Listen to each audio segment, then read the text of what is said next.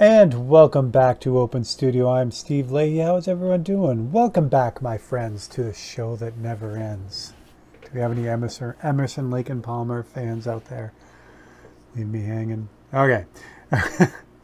Now, we're going to kind of move on. So there's the track, the pool track. We did this neighborhood right up there. So I'm going to kind of knock out this little section tonight. And that way we can keep moving on. Moving on. Again, I'm letting you down. I don't have a soapbox for tonight. So we'll just see what happens. I'm going to have to cut out stuff for this because I haven't done anything on this part in a while, really.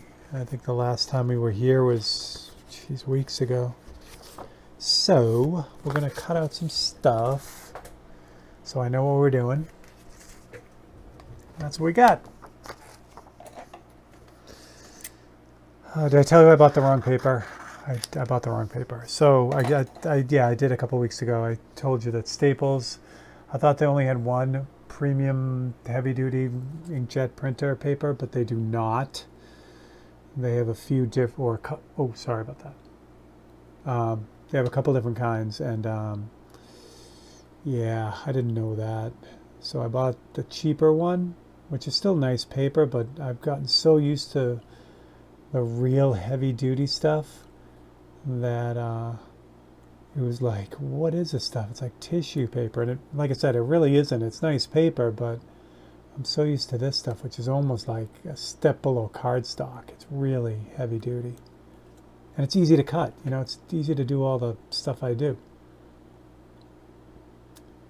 So that's my paper woe. And, you know, I'll use it.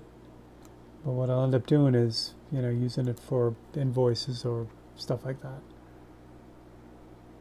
What are we talking about today? What do we got on the block? Anything fun? Giving credit where credit is due. Let's talk about that. So, art can be a very non-humble thing, right? You know, you got people sometimes that get to the top, whatever the top may be, by, you know, really tooting their own horn and talking big and getting people to buy into it. And it's not only art, I guess it's with everything, right? Like if someone's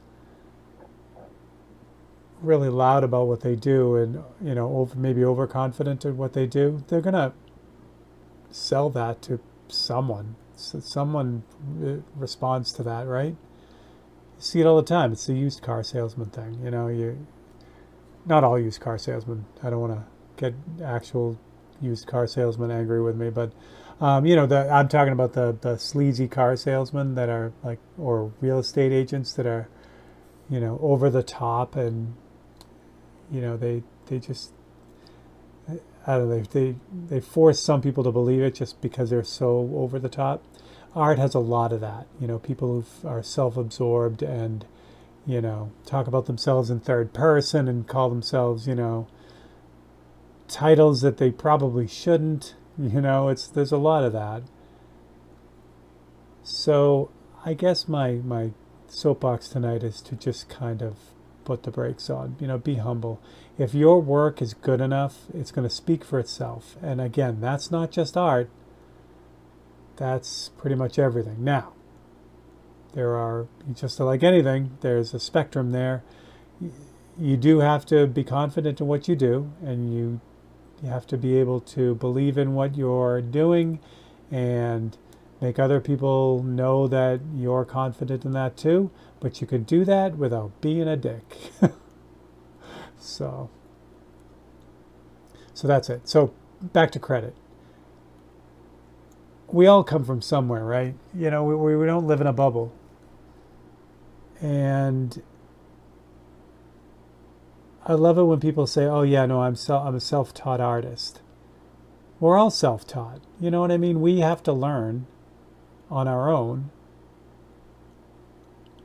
But to say that you're like self-taught, like you didn't pick up anything from anyone, like you didn't learn anything from anyone, or does that just mean you didn't go to a accredited college or take art classes or something like that.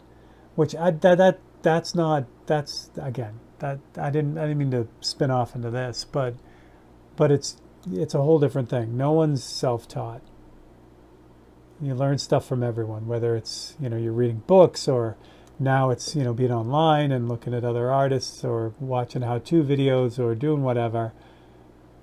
Everyone learns from someone.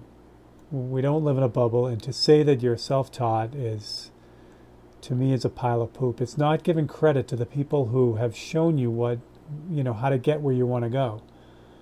So that goes true with everything. If you have someone influential in your life, let people know. That person that was influential deserves the shout out. Again, even especially with our careers, a lot of times our careers happen, good things happen in our careers because someone gives us that break. Someone makes something happen for us. And then, we do what we have to do to take advantage of that and make something of it. But it doesn't take away the fact that someone helped us out in a way that deserves that credit. I talk about my Uncle Mick. I talk about my dad. These are all people that have been involved in my life and have made me both the artist and the person that I am. You know what I mean? So be careful. Be careful when you're out there, and because our art is very personal, and it's difficult sometimes to give any of that away because it is personal to us. But again, we're not living in a vacuum. We have lots of people and lots of things around us that influence us and make us who we are.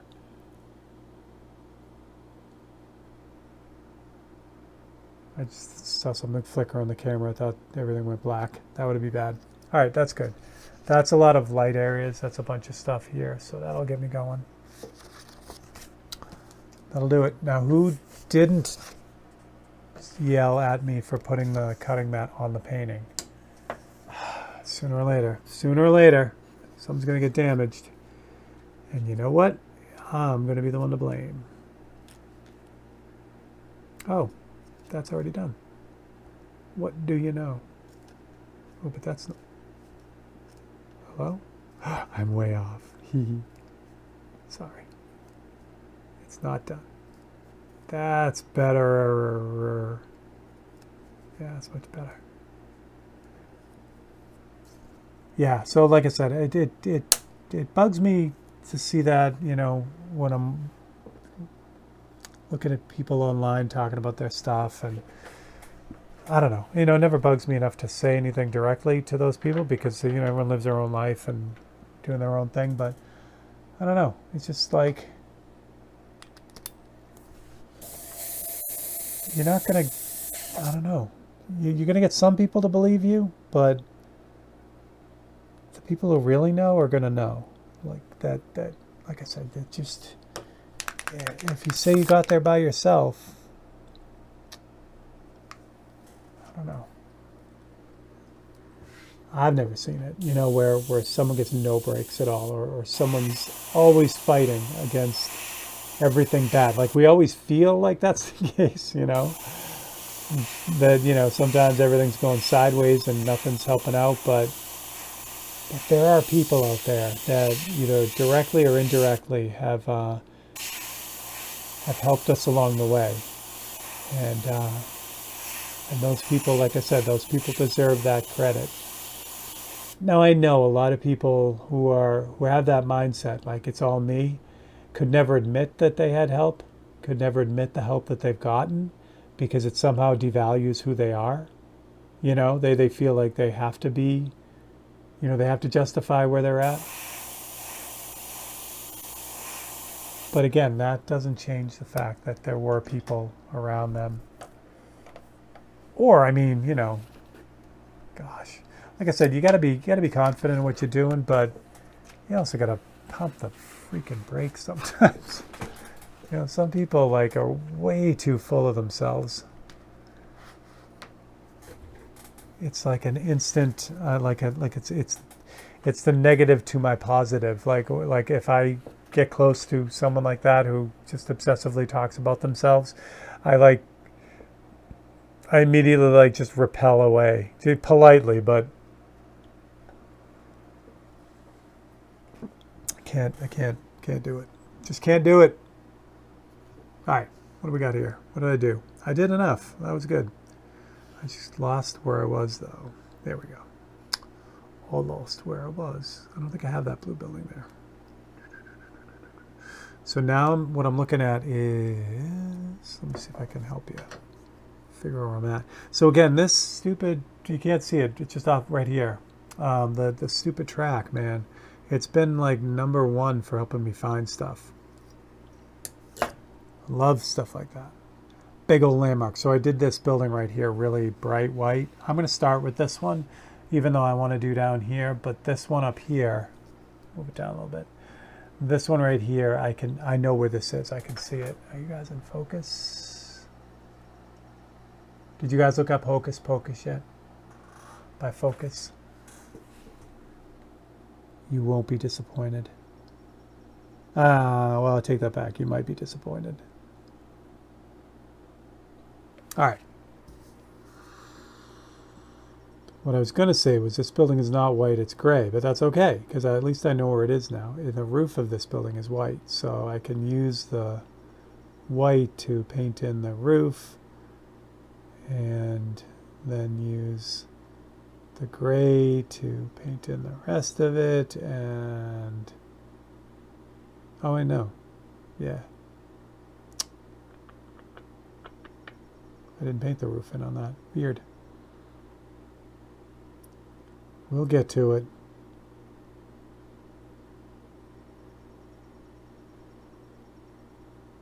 So yeah, so that's a legit rant for me. That's not a soapbox. That's a rant. Like I don't know. Like I said, it bugs me. It bugs me when I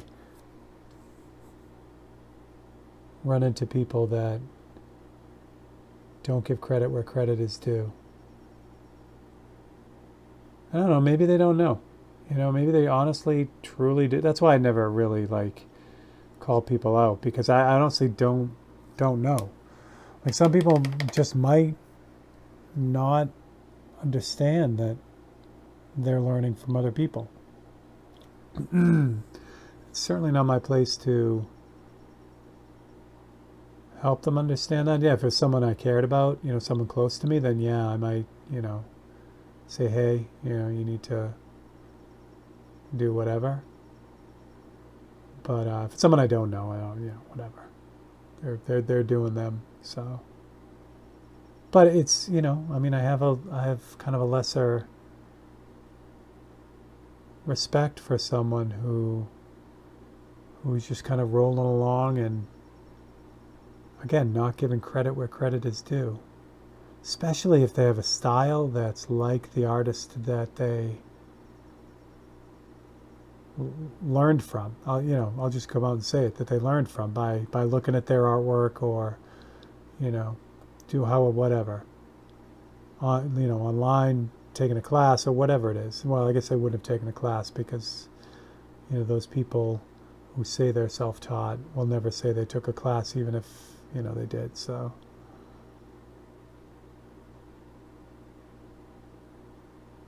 And this isn't spawned by any one person. It just, you know, I saw a rash of people tooting their own horns, and I'm like, And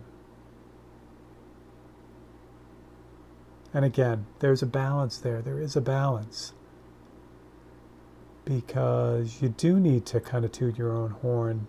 You have to be able to talk about what you do and what it means to you and what you feel your successes are. And, you know, again, if you're doing this as a career, or you want to do this as a career, even if you want to just get your name out there, if you don't care about your stuff, who is? You know what I'm saying? So you have to care about your stuff. But there's a way to care about your stuff and be excited about your stuff and do all that without being an asshat. You know what I mean?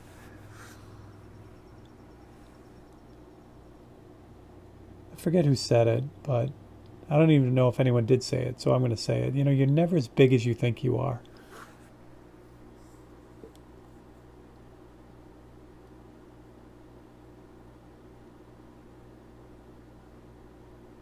Editing Steve will look it up. I'm sure someone said it.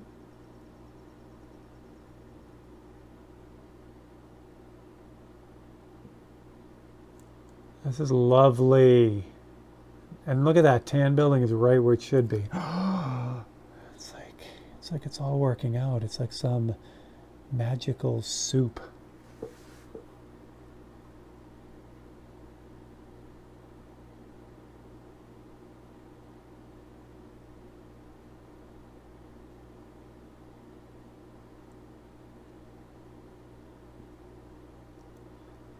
All right. Yeah. Again, you know, like I said, there's a spectrum there. It's like, you know, it's okay to take credit for your stuff. It's okay to be excited about your stuff. You know, it's like, but, you know, on the opposite end of the spectrum, if you don't give yourself any credit, if you're always saying, you know, whatever, and basically talking down on yourself, that's not going to work out really well either. Because again, you know, no one wants to hear that.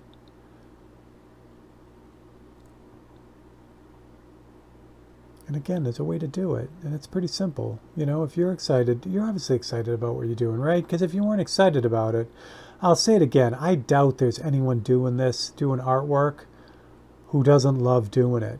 You know, if you're that person that you do it as a 9-to-5 job and you don't like doing it, I've never met that person. That's amazing. But, you know, so everyone, I mean, you should enjoy what you're doing, right? So it makes it easy to talk about it.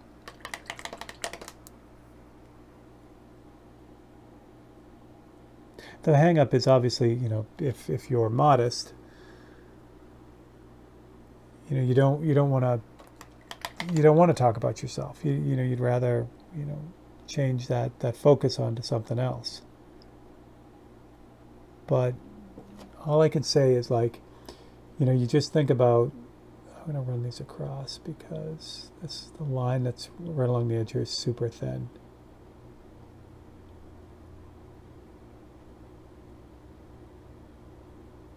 Here we go. That was better. There's a line down here while I'm waiting for that to dry. Yeah, here's the other thing too. You know, you can joke about your stuff too. You know, like I'm always saying that, you know, for me to do this, it's you know, I'm insane or whatever. And that's, you know, it's fine. You're joking or whatever.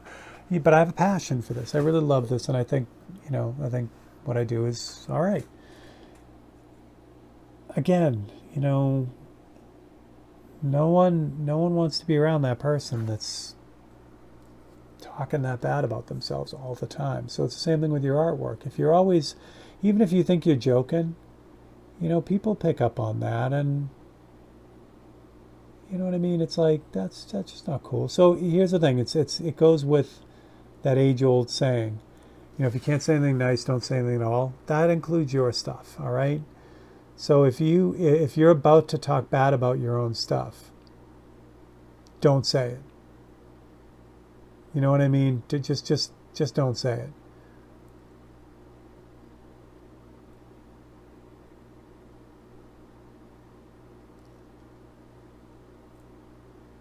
All right, what am I doing? I still want to work on this, but I'm getting distracted over here.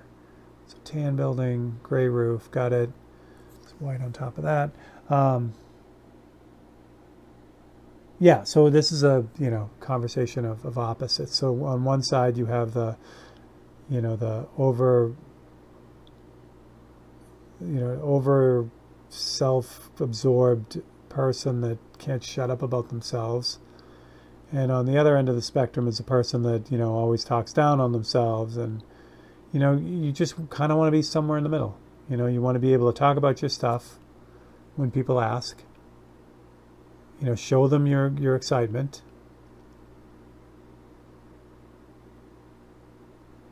But, you know, Give a little bit of breathing room. You know, don't dominate the conversation. And ask questions.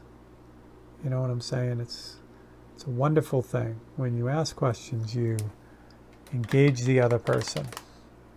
So if they say, hey, what kind of art do you do? You say, well, I love doing really small, realistic paintings. It's just a crazy passion that I've fallen into. Do you do art? What kind of art do you do? What made you love that? You know what I mean? It's like, it's the way to kind of be human.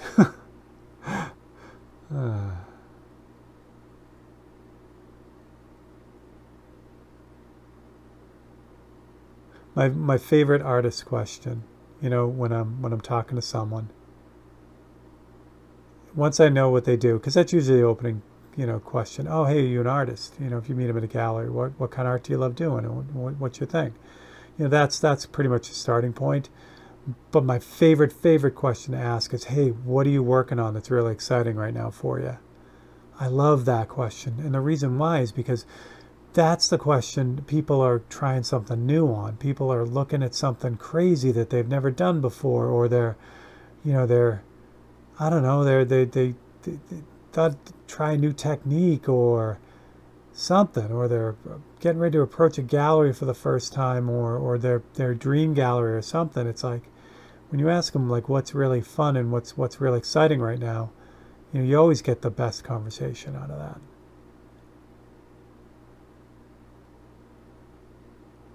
And again, if you're talking to me and I ask you that question and you go on for 25 minutes about yourself, the next thing for me to do is politely excuse myself and go talk to someone else, because I already know everything about you. But none of you people would do that. None of you fine people would do that. The only reason, I guess, why I bring it up is because it seems, I don't know if it's only art, I'm sure it's not, but it seems to be rampant. Some of the egos are like, tiring. It's like crazy.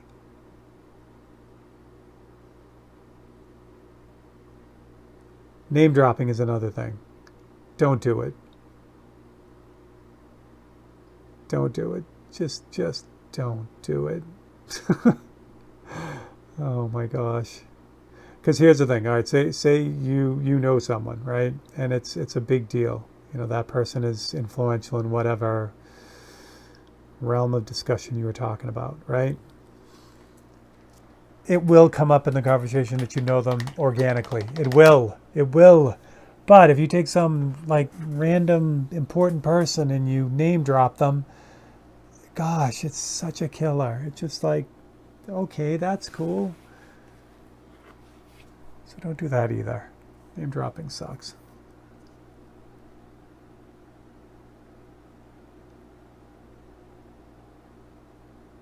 I'm going for red here, because there's a little red building in here.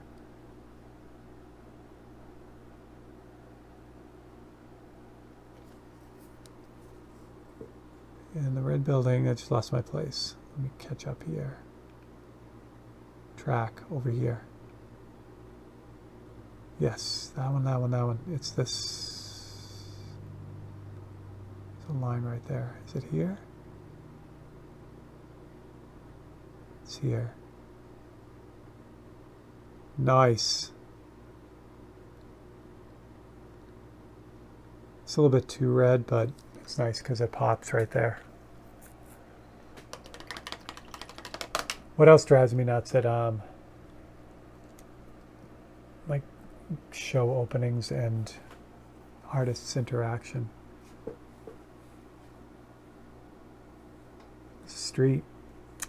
No, that doesn't bug me. It's just I'm noticing that there's a street right here.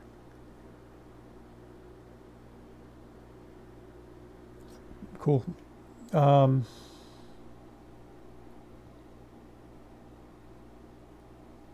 Oh, all right. If you go to an art opening and they have food, which they always do, they have some sort of snack or, you know, cakes or treats or food or whatever. take a few and move on. I was at a show last winter. Wait, where does this go before I get into the story? It's not a long story, but it goes down here. Just past the red building. Okay, got it. This dude, and I guess he's got a reputation for this. He goes to art openings and literally stands at the food table and just eats, like grazes at the food table.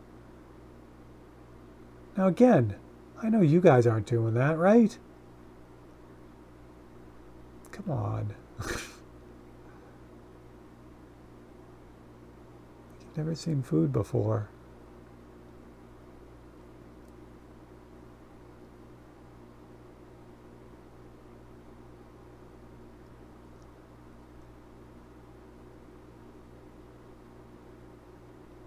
What else shouldn't you do at an art opening? Passing gas is usually not cool either. Oh, the red building should be up here, yeah? What did I do down here? This is... No. See, all right, here's a screw up. Oops, sorry. So this little gap right here is for the red building. Oh, I just forgot the white building. Okay, we're good. So this is where the red building is, right here. But I put it down here because I skipped the little white building. So we're going to correct that right now. Might as well, since I'm waiting for that to dry, I'll just throw in the red building. What'd I say? Passing gas? Yeah, that's probably not a good idea at most art openings. It's the VOC, the releasing of VOCs for the paintings. That's not good for them.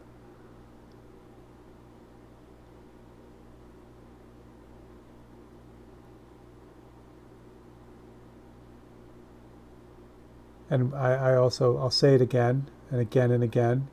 You're at an art opening, and you meet the gallerist or the gallery owner. The last thing you're going to do is to ask them to show your work. They're there for that show. Even if they ask you about your work, it's not the time to get into it. Do you know what I mean? All right, I got gray. I'm going to just cancel this out for a second because I'm going to hit it with the white building that's really there. If you show respect of their time, they're going to respect you back. So if they ask, say, oh, that's cool. What kind of art? Well, no. By me saying that, it sounds like that I've already said I'm an artist and they ask me. No, if you're talking or whatever and it comes up organically and they say, oh, are you an artist? And you say, yes. And then they say, what kind of art do you do? Again, that's your opening for your elevator pitch. You want to give them the quickest, dirtiest, most concise description of your work. And you want to have it exciting enough that they will either ask you more questions or would want to follow up at some other time. But you want to respect their time, really, like number one. So that's hugely important. What'd I do? That's so weird. I lost where I was working. There we go. Okay, got it. And that's why you got to be ready to go with your elevator pitch all the time. And it's a good practice. The elevator pitch is great because it allows you to like kind of boil down what your drive is, where you're going and what you want to do. And it makes you think about it. Now, if you are a lot of people and say, well, I can never write about myself. I have a hard time putting that into words. The number one thing, the number one trick for that to kind of get started, other than using ChatGPT, which is a great way to do it too, but a great way to do it is pretend you're writing about someone else. Treat yourself as someone else, and you're writing about them. That takes that modesty pressure off of it, and it'll just help you. It'll help you kind of come up with what you need to come up with and write what you need to write. But again, it should be about 10 or 15 seconds long, and it should be interesting, not overwhelming, and it should give someone a real quick idea of what you do and why you do what you do. Nice. We're all fixed in there too. What time is it? Oh, as I'm blowing by the time. All right, let me get you back. We finished another block, so let me get you guys back and we'll take a look at the whole thing. All right, and here we are. This is the whole thing. So again, the part we worked on was right in here, this little spot right here. We just got to get these buildings done, and then we're ready to kind of keep going back and forth. So that's the whole thing. It's coming along cool. We're doing it. We're getting stuff done. And what did we learn today? We learned don't fart at art exhibits. That's what we learned. Hope you all take what you can get out of that. All right, you know what to do. Hit that like and subscribe, that one right there. Hit the like and subscribe button, and if you are so inclined to share it, that'd be wonderful. That would be great. If you want to become a member here, that'd be even more fantastic. It helps keep the lights on like these wonderful people, and you get all kinds of stuff, 10% discount, early access to Time-Lapse Tuesday, bunch of other stuff too. So there we go. All right. So for Steve Leahy and Open Studio and Through Lachlan's Eyes, I will catch you guys next week. See ya.